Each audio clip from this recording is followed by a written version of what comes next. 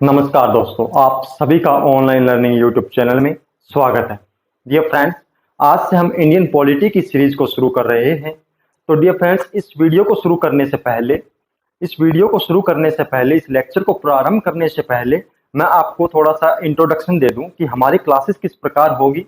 देखिए, आपको दो कक्षाएं डेली मिला करेंगी। पहली कक्षा आपको 11 बजे से लेके सुबह के 11 बजे से लेके 12 बजे के बीच में मिला करेगी, जिसके अंदर हम आपको इंडियन पॉलिटी करवाएंगे। भारत के संविधान को हम विस्तृत चर्चा करेंगे। अगर आपने कभी भी इंडियन पॉलिटी नहीं पढ़ी है तो भी आपको समझ आएगी। आपको संविधान का ज्ञान ही नहीं है, मान लो आपको पता ही नहीं है संविधान होता क्या है, तो भी हम आपको बिल्कुल अच्छे से समझाएंगे। हम बिल्कुल बेसिक से लेकर चलेंगे, जब संविधान बना ही नहीं था वहां से लेकर चलेंगे और अभी तक जितने भी मान लीजिए संशोधन हो चुके हैं, करंट अफेयर जो भी अभी का चल रहा है, तब तक यानी कि अभी तक हम आपको कंप्लीट करवाएंगे। सेकंड जो क्लास होगी आपकी, वो 4 बजे से लेके 5 बजे के बीच में मिला करेगी, जिसके अंदर हम पॉलिटिकल थ्योरी करवाएंगे आपको, जिसके अंदर राजनीतिक सिद्धांत, तुलनात्मक राजनीति, राजनीति विज्ञान के बारे में हम आपको अच्छे से विस्तृत चर्चा करेंगे। और हर क्लास के डियर फ्रेंड्स, हर क्लास के लास्ट में आपको प्रीवियस ईयर के जो एमसीक्यूज हैं वो मिला करेंगे। प्रीवियस ईयर के एमसीक्यूज आपको हर क्लास के लास्ट में मिला करेंगे। और जो एमसीक्यूज मिलेंगे वो आपके इस जो मंडे आएगा, 3 दिन बाद 4 दिन बाद जो मंडे आएगा, यानी कि 25 मई को होगा शायद, जब भी है, तो उस तारीख से यानी कि उस दिन से हम आपको एमसीक्यूज भी करवाएंगे। अगर आपने इंडियन पॉलिटी की कोई बुक भी नहीं पढ़ी है मान लीजिए, या फिर आपने पढ़ी है, चाहे एनसीईआरटी है या फिर कोई स्टैंडर्ड बुक है, या फिर आप कोई नोट्स पढ़ रहे हो या किसी कोचिंग सेंटर की पढ़ रहे हो बुक, कोई भी पढ़ रहे हो, आप पढ़िए, बिल्कुल पढ़िए।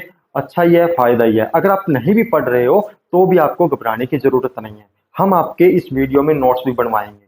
आपकी स्क्रीन पर पूरा एक पेज फ्लैश होगा, वो आप देखकर लिख सकेंगे। मैं आपको समझाऊंगा भी, एक एक वर्ड समझाऊंगा। डियर फ्रेंड्स, मैंने आपको एक इंट्रोडक्शन वीडियो दी थी, शायद ज्यादा लोगों ने वो देखी नहीं, पर मैं आपको उस वीडियो के अंदर मैंने एक बात कही थी, मैं इस वीडियो में भी वो बात कह देता हूं कि पॉलिटिकल थ्योरी और इन पॉलिटिकल थ्योरी, इंडियन पॉलिटी का एक एक टॉपिक, एक एक आर्टिकल जो भी आपके एग्जाम पॉइंट ऑफ व्यू से जरूरी होगा, मैंने आपके दिलो दिमाग में ना बसा दिया, चाहे तो ऑनलाइन लर्निंग चैनल को अनसब्सक्राइब कर दीजिएगा।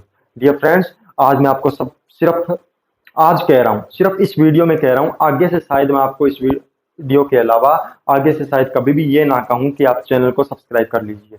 इस चैनल में आपसे मैं रिक्वेस्ट करता हूं कि प्लीज आप चैनल को सब्सक्राइब कर लीजिए, ताकि आपको इन वीडियोज की या फिर जो भी और वीडियोज आएंगी उनकी नोटिफिकेशन मिलती रहे। डियर फ्रेंड्स, अगर आप मुझसे चाहते हो कि मैं आपको इन्वायरमेंट एंड इकोलॉजी भी करवाऊं हिंदी में, जैसे कि हमने उसकी सीरीज तो शुरू की है, पर उसका हमें कोई अच्छा इतना अब तक रिस्पॉन्स मिला नहीं है, इसलिए उसको रोक दिया गया है। अगर आप चाहते हो कि इन्वायरमेंट इकोलॉजी को हम बहुत अच्छे से डिटेल में लेकर चलें, तो आप मुझे बताइएगा कमेंट बॉक्स के अंदर, और आपको ये वीडियो कैसी लगी ये भी बताइएगा।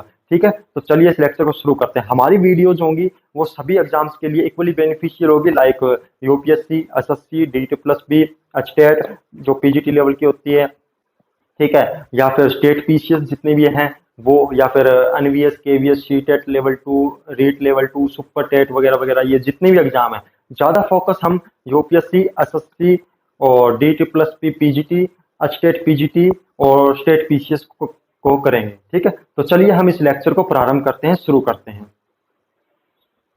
मैं इसको थोड़ा सा रफ कर देता हूं स्टूडेंट्स। सबसे पहले हम बात करते हैं भारतीय संविधान की। जब भारतीय संविधान बना ही नहीं था, हमें इसकी जरूरत क्यों पड़ी। देखिए, हम भारतीय संविधान के अंदर मूल अधिकारों को भी पढ़ेंगे, हम मूल कर्तव्यों को भी पढ़ेंगे, हम प्रस्तावना को भी जानेंगे, हम विधायिका, कार्यपालिका, न्यायपालिका को भी जानेंगे, हम संवैधानिक और सांविधिक संस्थाओं के बारे में भी देखेंगे। पर उससे पहले हमें यह भी पता होना चाहिए कि संविधान होता क्या है, ये बना क्यों और कब बना और कैसे बना और क्या जरूरत थी इसकी।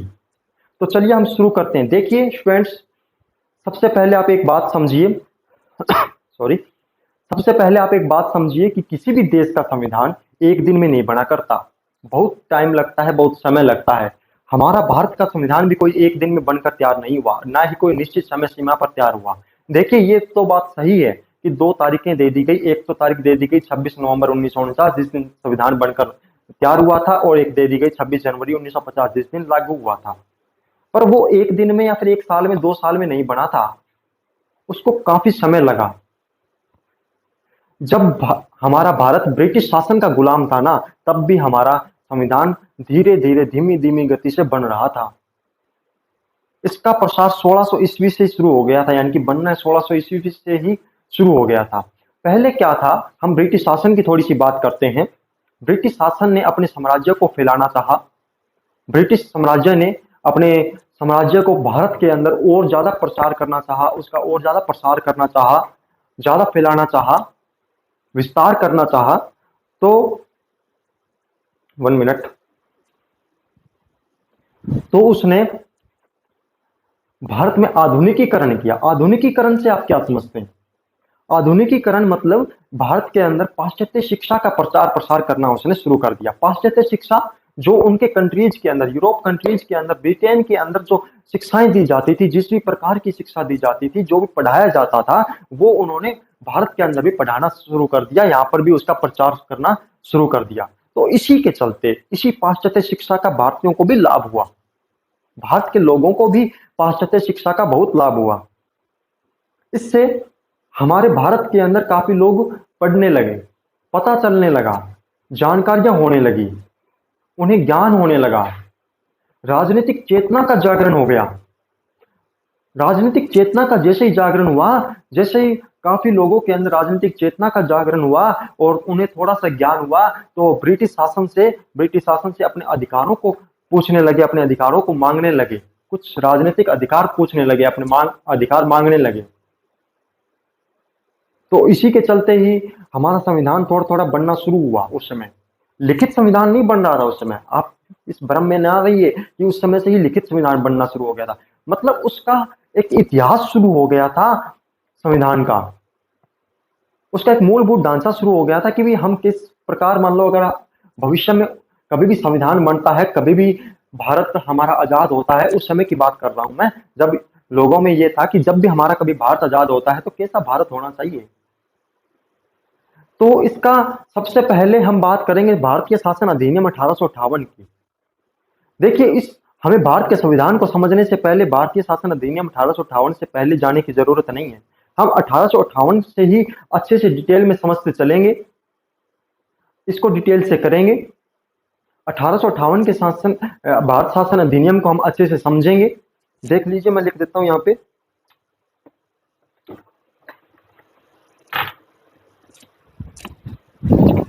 हाँ, भारतीय शासन अधिनियम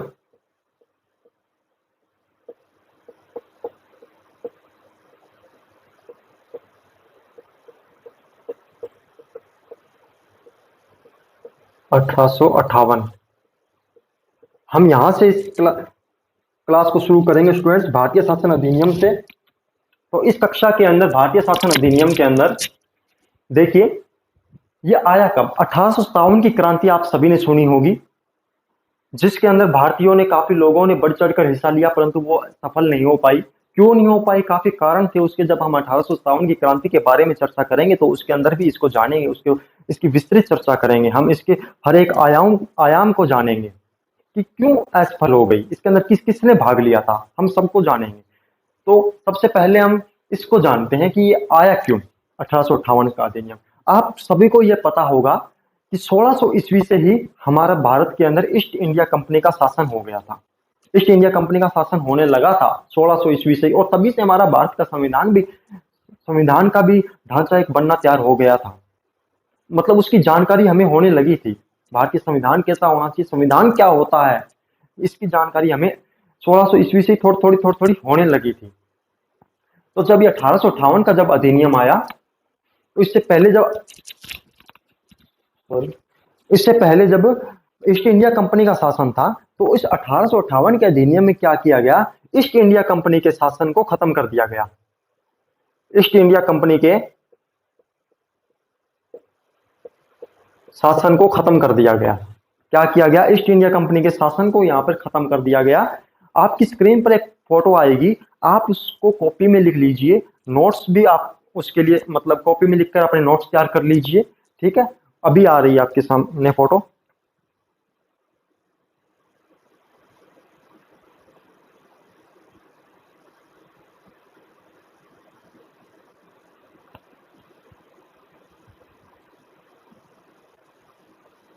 हाँ, ये देखिए आपकी स्क्रीन पर एक फोटो आ गई है।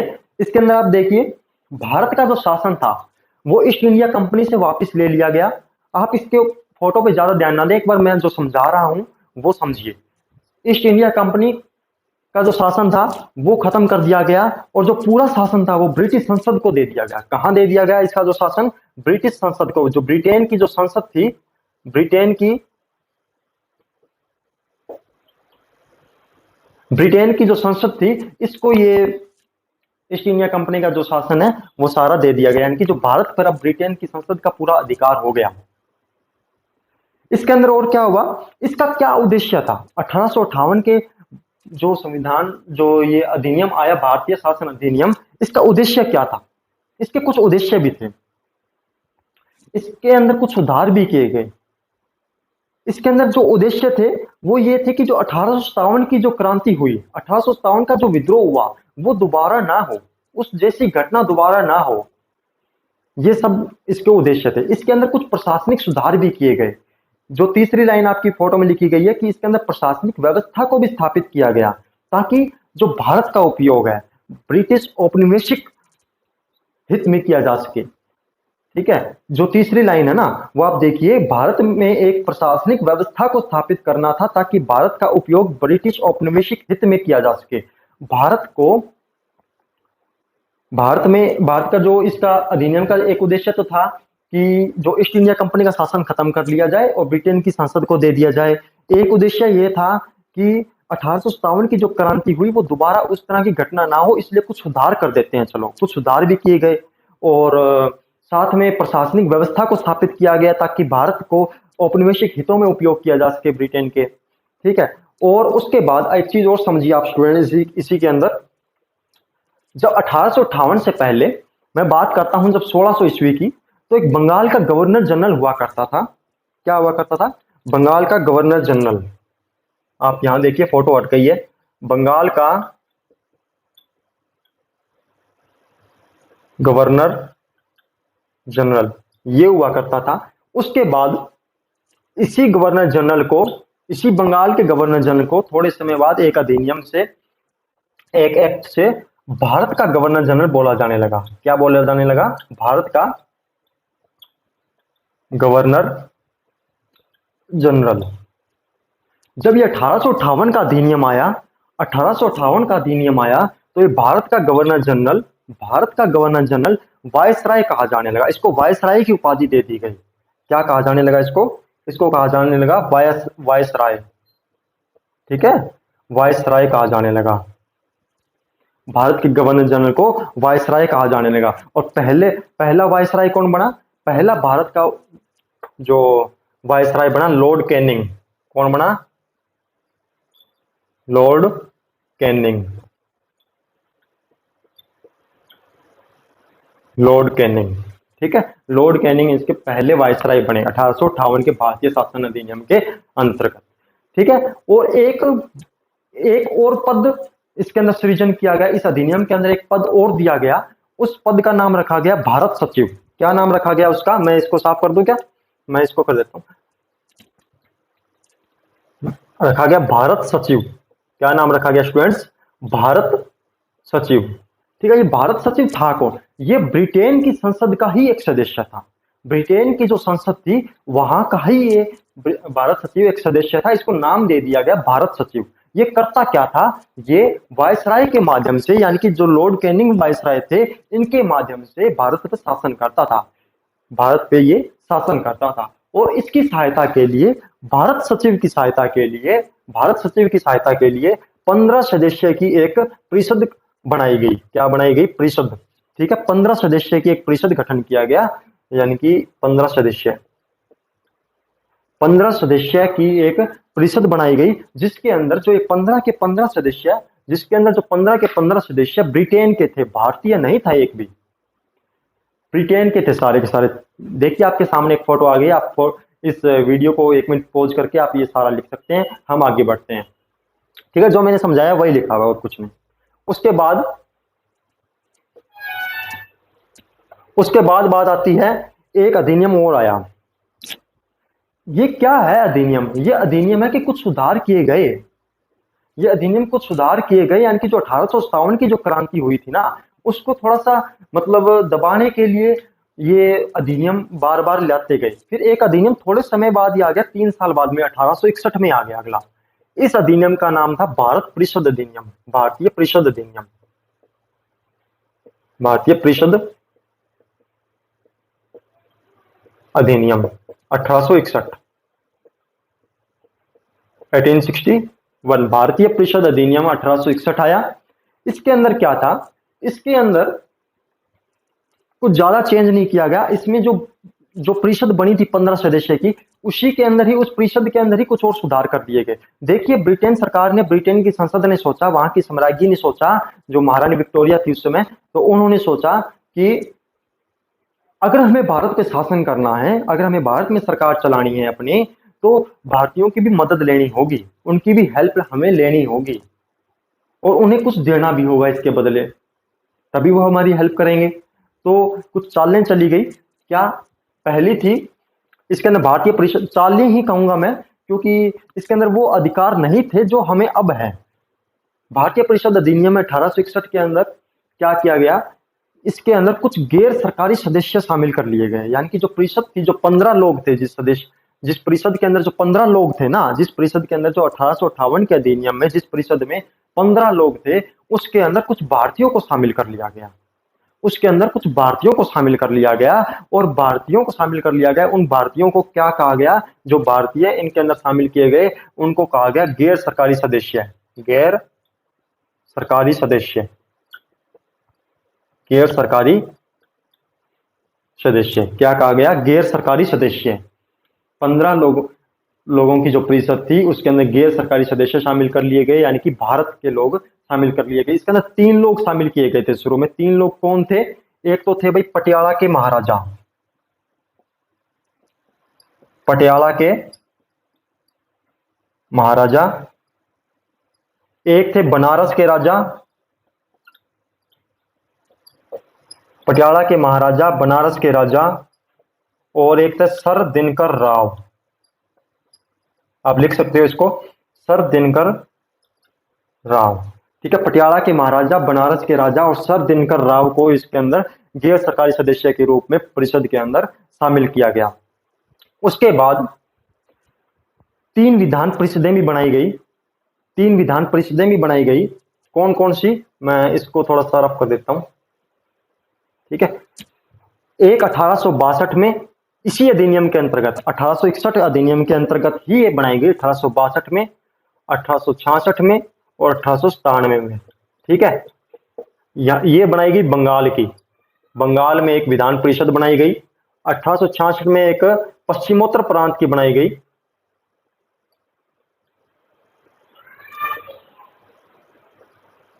पश्चिमोत्तर प्रांत की 1866 के अंदर विधान परिषद बनाई गई। 1897 में पंजाब,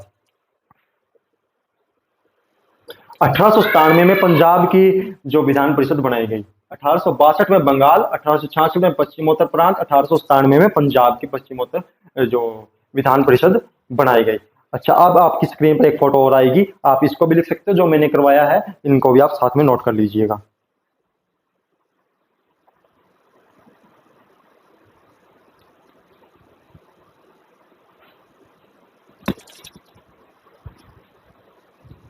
हाँ, अब देखिए इसके अंदर ये फोटो, आप इसको नोट कर सकते हो। और इसके अंदर वायसराय को अध्यादेश देने की शक्ति प्रदान कर दी गई, यानी कि ऑर्डिनेंस पास करने की शक्ति वायसराय को दे दी गई। ठीक है, और इसके अंदर आपका जो लॉर्ड कैनिंग का जो पोर्टफोलियो था, वो भी इसी के अंदर पारित किया गया।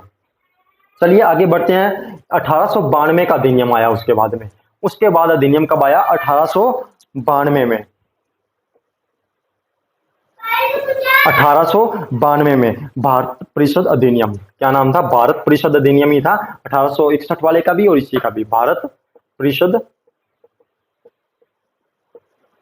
अधिनियम। इसमें कुछ अलग नहीं था भाई, इसमें उन्होंने कुछ ज्यादा चेंज नहीं किया। इसमें क्या चेंज किया कि परिषद के अंदर जो 3 लोग शामिल किए गए थे ना पहले, तो इनमें थोड़ा सा संख्या उनकी बढ़ा दी गई, कम से कम 10 और ज्यादा से ज्यादा 16। यानी कि जो गैर सरकारी सदस्य है, यानी कि जो भारतीय जो संसद के अंदर, जो भारत की संसद के अंदर जो शामिल हो सकते थे, परिषद के अंदर जो भारत परिषद जिसका नाम दिया गया था, भारत परिषद के अंदर जो सदस्य शामिल हो सकते थे 1861 के अंदर तो 3 किए गए थे। यहाँ पे 10 से 16 के बीच में उनकी संख्या कर दी गई, यानी कि कम से कम 10 और ज्यादा से ज्यादा 16 इसके अंदर शामिल हो सकते हैं। और इसके अंदर क्या किया गया, इसके अंदर चुनावी पद्धति की शुरुआत की गई। यह अधिनियम चुनावी पद्धति के लिए काफी महत्वपूर्ण माना जाता है। बस इस अधिनियम में इतना ही और इसमें कुछ खास नहीं। तो डियर फ्रेंड्स, इस वीडियो में इतना ही। और ये फोटो आ गई आपकी, ये नोट कर लीजिए। डियर फ्रेंड्स, आप मेरे साथ जुड़े उसके लिए थैंक यू। और अगली वीडियो जो शाम को 4 बजे आएगी उसके अंदर हम राजनीतिक सिद्धांत की बात करेंगे। और कल की वीडियो में हम आगे जो 1892 के बाद जो अधिनियम आए, जो 1909 का एक्ट आया जिसको मार्लियामेंटो सुधार भी कहा जाता है, उसको करेंगे। 1919 का अधिनियम को करेंगे। 1935 का जो भारतीय शासन अधिनियम जो काफी महत्वपूर्ण है हमारे संविधान के हिसाब से हम देखें तो उसको हम करेंगे। और आपके लिए प्रीवियस ईयर क्वेश्चन भी सोमवार से लाए जाएंगे। और आप कमेंट करके मुझे बताइए आपको ये वीडियो कैसी लगी, ठीक है। और आप ज्यादा से ज्यादा इस वीडियो को शेयर कीजिए, चैनल सब्सक्राइब कीजिए। Thank you very much.